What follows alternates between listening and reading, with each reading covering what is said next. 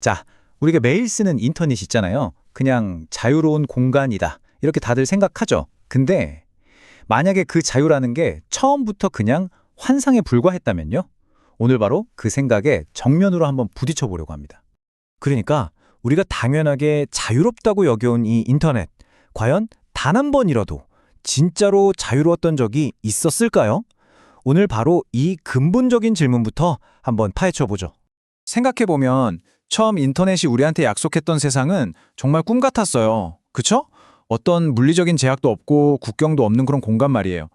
거기서는 누구나 자유롭게 말하고 뭔가를 만들고 또 배울 수 있었죠.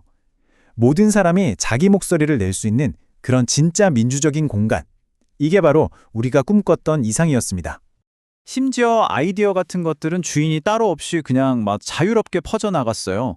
거의 뭐 마법 같은 세상이었죠. 네, 바로 이게 우리가 믿었던 초기 인터넷의 모습이었습니다. 그런데 말이죠. 모든 게 그렇게 자유로웠다면 왜 지금 우리는 그 자유 대신에 뭔가 이상한 감시, 통제, 심지어는 의존하고 있다는 느낌을 받을까요? 바로 이 불편한 질문에서부터 오늘 이야기를 시작해 보겠습니다. 요즘 인터넷을 비유하자면 딱 디지털 쇼핑몰 같아요. 겉으로 보기엔 엄청 넓고 자유로워 보이죠? 근데 사실은 보이지 않는 동선이 다 짜여 있고 나만을 위한 쇼윈도가 계속 나타나고 심지어 끊임없이 감시당하고 있는 그런 공간이라는 거죠. 이제 우리의 관점을 모두의 광장에서 거대한 상업 공간으로 바꿔야 할 때입니다. 자, 그럼 도대체 언제부터 이렇게 된 걸까요? 바로 기업들이 깨달은 거죠. 아, 사람들의 관심이 돈이 되는구나. 바로 이 관심 경제가 모든 걸 바꿔버린 겁니다. 우리가 쓰는 공짜 플랫폼들 있잖아요. 그 뒤에는 사실 이런 거래가 숨어 있는 거예요. 우리는 돈을 안 낸다고 생각하지만 사실은 훨씬 더 비싼 걸 내고 있죠. 바로 우리의 시간, 우리의 데이터, 그리고 우리의 행동 패턴. 이게 바로 진짜 화폐인 셈입니다. 결국 핵심은 이겁니다. 인터넷이 더 이상 모두를 위한 광장이 아니라는 거예요. 대신에 저마다 다른 규칙을 가진 사적인 공간들의 거대한 묶음이 되어버린 거죠. 자, 그럼 이제 우리의 온라인 경험을 좌지우지하는 그 보이지 않는 힘, 바로 알고리즘에 대해 얘기해 볼게요. 여러분이 지금 보고 있는 것들, 과연 누가 결정하는 걸까요? 알고리즘은요, 말 그대로 현대 인터넷의 문지기예요. 정말 간단하면서도 강력한 정의죠. 여러분이 뭘 볼지, 그리고 어쩌면 더 중요한 건데 뭘 못 보게 될지를 결정하는 존재. 바로 그게 알고리즘입니다. 이 알고리즘이 어떻게 돌아가냐면요. 생각보다 간단해요. 일단 컨텐츠가 올라오죠? 그럼 알고리즘이 참여도를 재요. 그래서 여러분의 관심을 딱 끄는 것들은 더 널리 퍼뜨려주고 나머지는 그냥 보이지 않게 묻어버리는 겁니다. 이게 진실이냐, 퀄리티가 좋냐는 중요하지 않아요. 오직 얼마나 오래 붙잡아 두느냐, 이게 최우선인 거죠. 자, 그럼 조금 더 민감한 주제로 들어가 볼까요? 이런 새로운 구조 속에서 우리가 그토록 중요하게 여기는 표현의 자유는 과연 어떻게 작동하고 있을까요?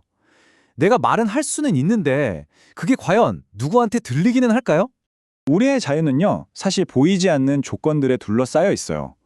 예를 들면 플랫폼이 정한 규칙, 돈을 내는 광고주의 이해관계, 그리고 뭐니 해도 회사의 수익성이죠. 이 모든 관문을 통과해야만 우리 목소리가 겨우 들릴까 말까 한 겁니다. 바로 이 말이 핵심을 찌릅니다. 당신은 계속 말하고 있어요. 다만 아무도 듣고 있지 않을 뿐이죠. 이게 바로 옛날 방식의 검열보다 훨씬 교묘한 통제 방식이에요. 말 그대로 알고리즘이 만들어낸 투명 인간이 되는 거죠. 그러니까 핵심은 이거예요. 목소리를 내는 것 자체는 가능해요. 물론이죠. 하지만 그 목소리가 실제로 얼마나 많은 사람에게 닿는지는 이건 완전히 다른 차원의 문제라는 겁니다. 이게 바로 이 교묘한 통제가 만들어내는 진짜 효과죠.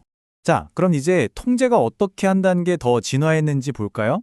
그냥 반응만 하던 알고리즘에서 이제는 아예 예측을 해버리는 인공지능으로 넘어오면서 판이 어떻게 바뀌었을까요? 이 흐름을 보면 주도권이 어떻게 넘어갔는지 확실히 보여요. 옛날에는요, 내가 뭘 볼지 내가 골랐죠. 지금은 알고리즘이 추천해주고요. 그럼 미래는요, 인터넷이 내가 뭘 원할지 아예 예측해버립니다. 아니 근데 이런 예측 모델이 왜 이렇게 잘 먹힐까요? 이유는 간단합니다. 너무 편하거든요. 모든 게 이렇게 극도로 편리해지면 우리는 아무것도 의심하려 들지 않게 돼요. 바로 이 말. 인터넷은 당신을 가두지 않아요. 그저 당신을 너무 편안하게 감싸줄 뿐이죠. 이게 현대적인 통제의 핵심을 보여주는 아주 강력한 말입니다. 우리를 억지로 가두는 것보다 그냥 편안하게 해주는 게 훨씬 더 효과적인 통제 수단이라는 뜻이니까요. 자, 그럼 이제 슬슬 마무리해 볼까요? 이 모든 걸 우리가 왜 알아야 할까요? 그건 단순히 문제를 제기하는 데서 그치는 게 아니라 이걸 의식적으로 자각하기 위해서입니다. 우리가 맨 처음에 던졌던 질문 기억나시죠? 그에 대한 답은 어쩌면 이겁니다. 우리의 자유는 한 번도 절대적이었던 적이 없다는 것. 언제나 조건부였다는 거죠. 생각해보면 인터넷은 항상 그걸 만든 사람, 그리고 돈을 댄 사람들의 입맛에 맞게 움직여 왔으니까요.